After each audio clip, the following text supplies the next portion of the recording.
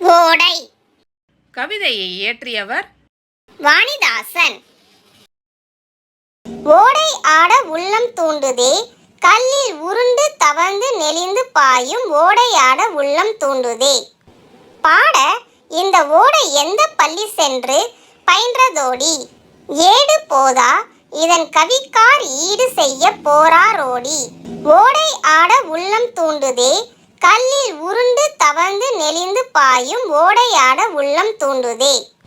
நன்செய் புன்செய்க்கு உணவை ஊட்டி, நாட்டு மக்கள் வறுமை ஓட்டி, கொஞ்சி குளவி கரையை வாட்டி, குளிர்ந்த புல்லுக்கு இன்பம் கூட்டி. ஓடையாட உள்ளம் தூண்டுதே, கல்லில் உருண்டு தவழ்ந்து நெளிந்து பாயும் ஓடையாட உள்ளம் தூண்டுதே. நெஞ்சில் ஈரம் இல்லார் நாண நீலிழுப்பை கொடையை காட்டி, செஞ்சொல் மாதர் வல்லை பாட்டின் சீருக்கு ஏற்ப முழவை மீட்டும். ஓடையாட உள்ளம் தூண்டுதே, கல்லில் உருண்டு தவழ்ந்து நெகிழ்ந்து பாயும் ஓடை ஆட உள்ளம் தூண்டுதே. கவிதையை இயற்றியவர் வாணிதாசன்.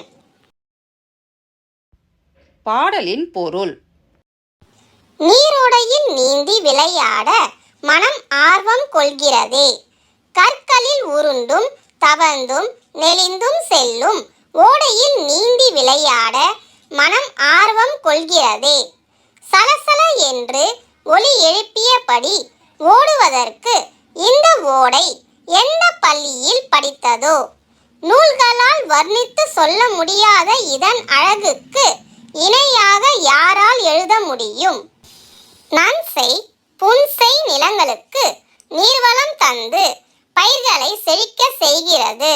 அவ்வாறு விளைந்த பயிர்கள் மூலம் உணவு தந்து நாட்டின் வறுமையை போக்குகிறது. கொஞ்சி மகிழும் அலைகளால் கரையை மோதுகிறது. குளிர்ச்சியை தரும் புற்களுக்கு இன்பம் சேர்க்கிறது. நெஞ்சத்தில் இரக்கம் இல்லாதவர் வெட்கப்படுமாறு இடையராது ஓடி தன் உழைப்பை கொடையாக தருகிறது.